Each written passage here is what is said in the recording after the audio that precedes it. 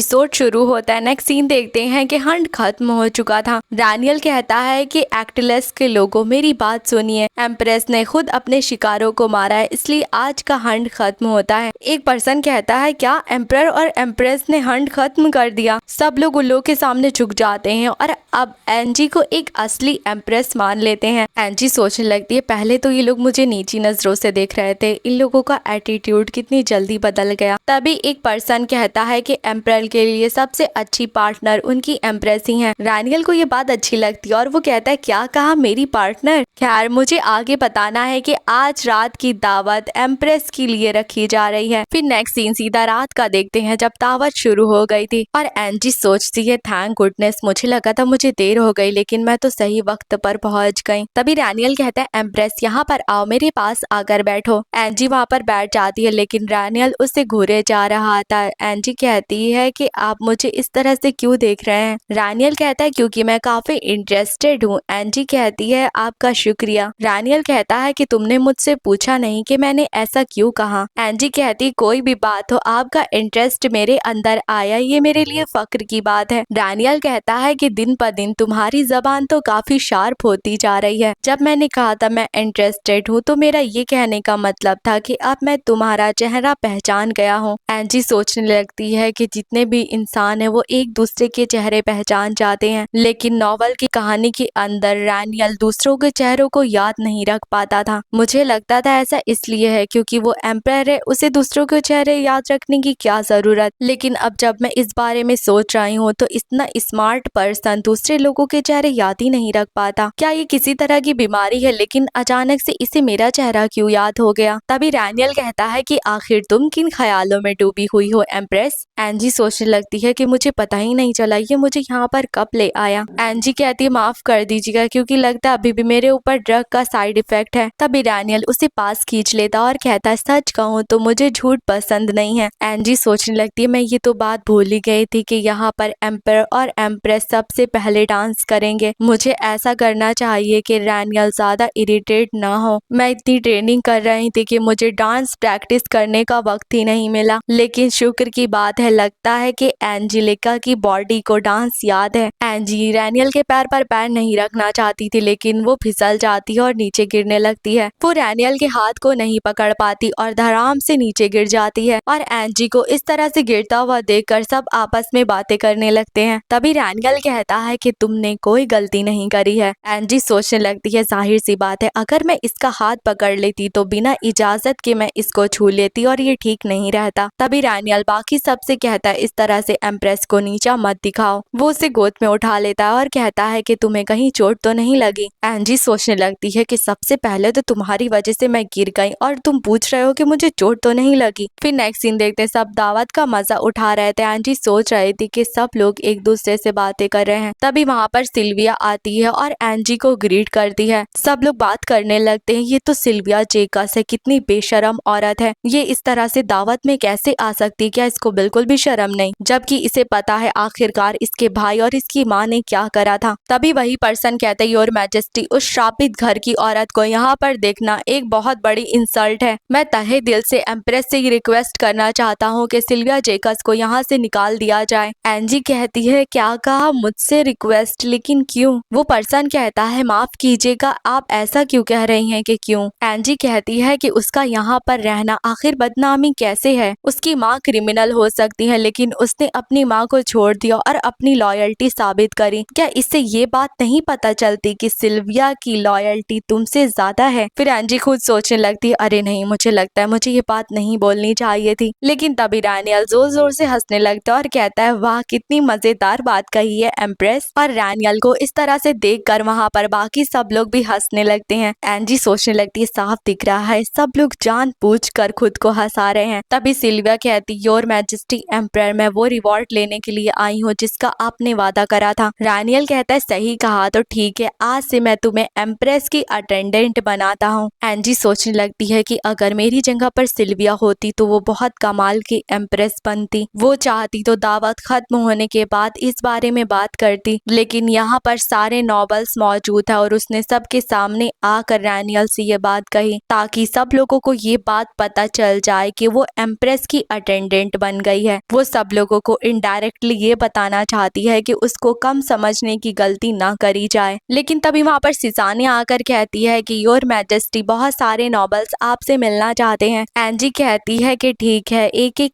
कर सब लोगों को मुझसे मिलवाओ। फिर नेक्स्ट सीन देखते हैं, एंजी एक फाउंटेन के पास बैठी हुई थी और सोच रही थी, अरे यार, सब लोगों से मिलने की वजह से मेरा सारा स्टैमिना चला गया। काफी देर हो चुकी है लेकिन सूरज अभी तक नहीं ढला क्योंकि आज समर फेस्टिवल है। मैं सोच रही हूँ आखिरकार मैं इस नॉवल की दुनिया में क्या कर रही हूँ, मेरा मतलब मेरा यहाँ पर रिकार्नेट होने का आखिर मकसद क्या था। लेकिन तभी वहाँ पर रैनियल आता है और कहता है कि तुम तो अब ठीक दिख रही हो एम्प्रेस। काफी सरप्राइज की बात है, तुमने इतने लोगों को मारा लेकिन तुम ज्यादा परेशान नहीं लग रहे, वरना जो कमजोर इंसान होते हैं वो दूसरों को मार कर थर थर कांपने लगते हैं। एंजी सोचने लगती है, वैसे ये बात सच है, भले ही मैंने खुद को बचाया हो लेकिन मैं एक खूनी बन गई हूँ। लेकिन अगर मैं इस बात को लेकर गिल्ट में भी रहूंगी तब भी कुछ नहीं बदलने वाला। फिर वो रैनियल से कहती है कि मुझे गिल्ट होता अगर मैं किसी ऐसे इंसान को मारती जो मेरे करीब होता, लेकिन मैंने खुद को बचाने के लिए उनको मारा और मैंने ये सरवाइव करने के लिए करा है। वैसे आपका बहुत बहुत शुक्रिया, अगर उस वक्त आपने मार्कस को ना मारा होता तो फिर मैं मर चुकी होती। रैनियल सोचने लगता है, क्या कहा, तुम मुझे शुक्रिया बोल रही हो? मेरे लिए ऐसे हंट बस चींटियों के साथ लड़ने के बराबर हैं। उनमें से 2 चींटियों का लड़ने का कारण था पर एक का नहीं था, इसीलिए मैंने इसको ड्रग पिलाया क्योंकि मैं चाहता था कि ये लड़े और मुझे मजा आए। मुझे इसके साइड इफेक्ट के बारे में पता था लेकिन मुझे बुरा नहीं लगा था, सब कुछ वैसे ही चला जैसे कि मैंने प्लान करा था। बस मैं एक ही चीज नहीं सोच पाया था, आखिर एम्प्रेस कैसा रिएक्ट करेगी, क्या उसे बहुत ज्यादा गिल्ट होगा या फिर वो बहुत ज्यादा कांपेगी। मुझे तो ऐसा लग रहा था कि जो शाम को दावत रखी है वो उसमें भी नहीं आएगी, लेकिन जो मैंने उसे ड्रेस दी थी वो पहनकर वो दावत में आई और बिल्कुल ठीक लग रही थी। तब मेरे अंदर इतनी ज्यादा एक्साइटमेंट हुई कि मैं बयां नहीं कर सकता, क्योंकि आखिरकार मैं देख सकता था कि वो कैसी दिखती है। ये काफी ज्यादा अजीब बात है, आखिरकार ऐसा क्यों हुआ? सबसे पहले मैं जिस इंसान का चेहरा देख पाया वो इतनी ज्यादा कोमल और नाजुक है। फिर रैनियल एंजी को अपने साथ ले जाने लगता और एंजी सोचती है, यहाँ पर तो रैनियल का कमरा है, ये तो वो जगह है जहाँ का रूम बहुत बड़ा है, यहाँ पर ज्यादा खिड़कियां नहीं है, ये रैनियल का प्राइवेट रूम है। तभी रैनियल कपड़े उतारने लगता और एंजी सोचती है, 1 मिनट, आखिरकार ये अपने कपड़े क्यों उतार रहा है? तभी रैनियल कहता है, तुम चाहो तो मुझे जी भर के देख सकती हो। फिर वो उसे एक दीवार के पास ले जाता है। एंजी कहती है कि प्लीज रुक जाइए और मैजेस्टी। रैनियल कहता है कि क्या तुम सच में चाहती हो कि मैं रुक जाऊं? फिर वो पानी में उतर जाता है और कहता है, यहाँ पर आओ एम्प्रेस। एंजी उसमें पैर डालती है और कहती है, ये तो काफी गर्म है। रैनियल कहता है कि पानी जल्दी ही ठंडा हो जाएगा जितनी देर तक तुम इसमें पैर डालोगी। एंजी सोचने लगती है, आखिरकार इसके दिमाग में क्या चल रहा है, मुझे अपने प्राइवेट रूम में ले आया जहाँ पर किसी को आने की इजाजत नहीं है। रैनियल कहता है कि तुम तो काफी ज्यादा डरपोक हो। फिर वो उसे अपने पास खींच लेता और कहता है, क्या पानी अभी भी गर्म है? एंजी कहती है, ऐसा नहीं है लेकिन मुझे इस पोजीशन में थोड़ा अजीब लग रहा है। देखते हैं, एंजी उसे पकड़ना चाहती थी लेकिन उसके हाथ कांप रहे थे। ये बात रैनियल भी नोटिस करता और सोचता है कि मुझे अच्छा लगता है जब ये कहती है कि इसे गलतियां नहीं करनी, लेकिन दूसरी ही तरफ ये बात मुझे काफी ज्यादा चिढ़ मचाती है। फिर वो एंजी से कहता है कि एंजी, तुम्हें इसकी इजाजत है, इसलिए एंजी उसे गले लगा लेती है। फिर वो लोग बेड पर आ जाते हैं। उसके बाद तो आगे समझ गए होंगे क्या हुआ होगा। फिर यहाँ से सीधा नेक्स्ट सीन देखते हैं, एंजी सुकून से सो रही थी। रैनियल कहता है, मुझे नहीं लगता मैंने तुम्हें सोने की इजाजत दी थी, तुम तो काफी ज्यादा बहादुर हो। फिर रैनियल सोचने लगता है कि अब मैं अपनी आंखें बंद कर भी इमेजिन कर सकता हूँ कि ये कैसी दिखती है। एक्टिलेस में आकर एम्प्रेस ने अपनी जगह खुद बनाई है, अब सब लोग उसकी रिस्पेक्ट करते हैं। उसने एक हथियार को लेकर सिर्फ 1 महीने ट्रेनिंग करी थी, लेकिन फिर भी उसने एक्टिलेस के निवासी को हरा दिया जो कि पूरी जिंदगी यहाँ पर रहकर ट्रेन हुआ है, और ये बात साबित करती है कि इसके अंदर कितना ज्यादा पोटेंशियल है। तभी एंजी बहुत ज्यादा कांपने लगती है। रैनियल उसे पकड़कर सोचता है, क्या इसे सांस लेने में दिक्कत हो रही है? फिर वो अपने मुंह से एंजी को सांस देने लगता है, लेकिन तभी एंजी उसके होठों पर काट लेती है और रोते हुए कहती है, मेरे सपने में एक शिकार मेरे पीछे दौड़ रहा था और उसने मेरा सर काट दिया, मुझे बहुत ज्यादा डर लग रहा है। तभी रैनियल उसे गले लगा लेता और कहता है, कोई बात नहीं, सब कुछ ठीक है। फिर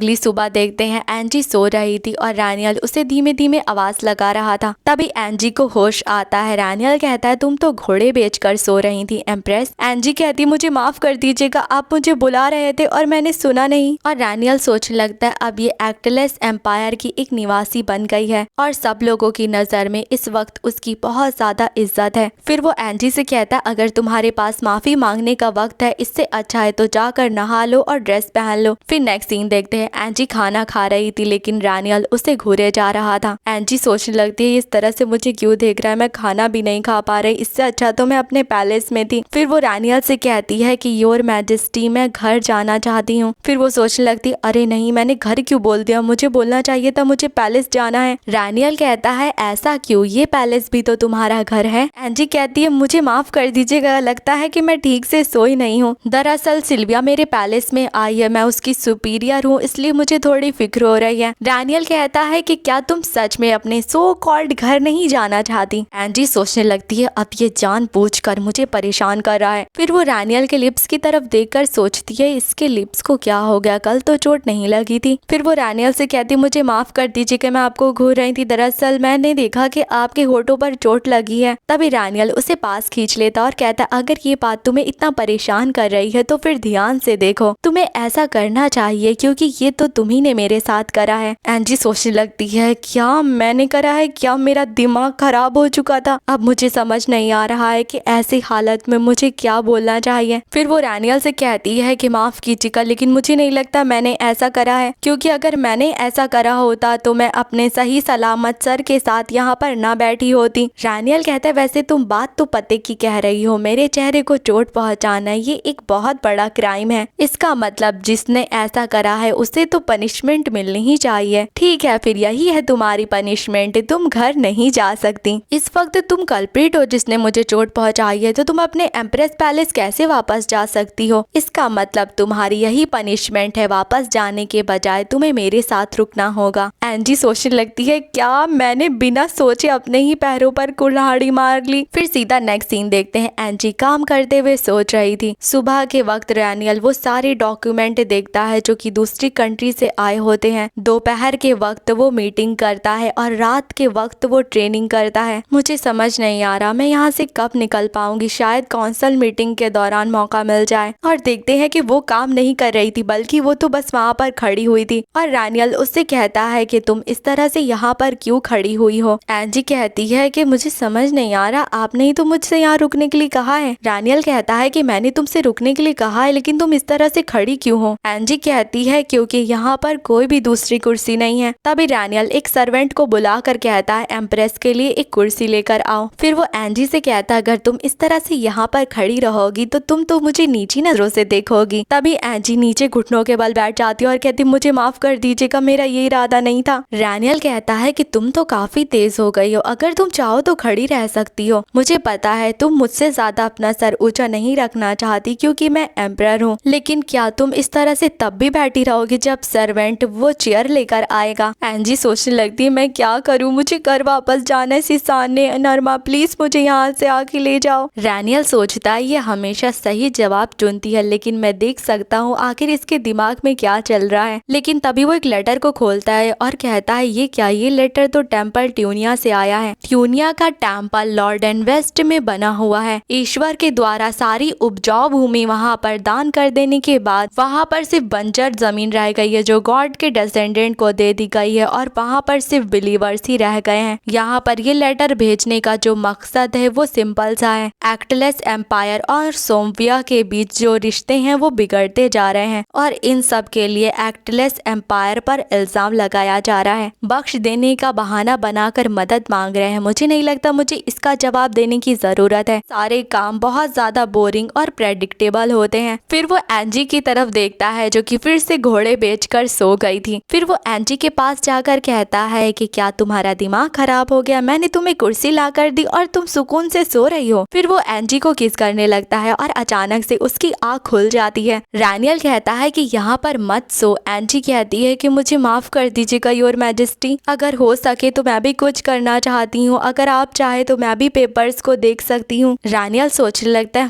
अब ये काफी क्यूट बात कह रही है, क्या एम्पायर के शासन के बारे में जानने जानना एम्प्रेस का काम है, अभी तक तो नहीं। एंजी सोचने लगती इसने तो मुझे इग्नोर कर दिया, क्या ये गुस्सा हो गया, क्या मैंने कुछ गलत कर दिया। रानियल सोचने लगता है इसका चेहरा देखकर मैं समझ जाता हूँ आखिरकार ये क्या सोच रही है, लेकिन मैं अभी के लिए उसे अकेला छोड़ देता हूँ क्योंकि ये काफी मजेदार है। फिर नेक्स्ट सीन देखते हैं एंजी अपने रूम में थकी लेटी थी और सोच रही थी रानियल आज जहाँ पर भी गया वो मुझे अपने साथ लेकर गया, वो मुझे काउंसिल मीटिंग में लेकर गया, वहाँ पर पता चला कि वो मीटिंग कितनी खतरनाक होती है। वो मुझे अपने साथ ट्रेनिंग ग्राउंड भी लेकर गया जहाँ पर वो अकेले ट्रेनिंग करता है और रानियल की वजह से पिछले 2 दिनों से मैं बहुत ज्यादा चिंतित हूँ। तभी नरमा उसे एक शॉल उड़ा देती है और कहती है क्या आपको ठंड लग रही है, भले ही गर्मियाँ हैं लेकिन रात को अभी भी थोड़ी सी ठंड होती है और आपको और एम्परर को एक साथ देखकर सच कहूँ तो मुझे बहुत ज्यादा अच्छा लगता है। एंजी सोचने लगती है भले ही नेशन के लिए ये बहुत अच्छी बात है लेकिन मेरे लिए किसी डिजास्टर से कम नहीं। मैं तो यही उम्मीद करती हूँ कि वो मुझ में दिलचस्पी लेना बंद कर दे। मैं आज सिल्विया के लिए वेलकम पार्टी रखने का सोच रही थी लेकिन ये सब कुछ रानियल की गलती है। तभी नरमा कहती है सच कहो तो आपको हंट में देखकर मुझे बहुत ज्यादा आप पर फक्र हो रहा था। अब आप इस एम्पायर की मदर बन चुकी हैं और सब लोग आपसे प्यार करते हैं, सब आपसे मिलने के लिए बेचैन हो रहे हैं। मुझे लगता है वक्त आ गया है कि अब आप सोशल इवेंट में जाए। एंजी सोचने लगती है अरे हाँ इस बारे में तो मैं बिल्कुल भूल ही गई थी। नरमा कहती है पता है आपकी वजह से मैं बहुत ज्यादा खुश हो गई थी, इसलिए मैंने बाकी नॉबल्स के सामने आपके लिए कुछ बातें कही हैं। मैंने उनसे कहा कि उनके लिए अच्छा होगा अगर वो शुरू से आपके लिए रिस्पेक्ट दिखाए। तो अगले महीने की शुरुआत में सब लोगों को आपसे मिलने का मौका मिलेगा लेकिन सब लोगों को खुद को इंट्रोड्यूस करने का मौका नहीं मिल पाएगा। एंजी सोचने लगती क्या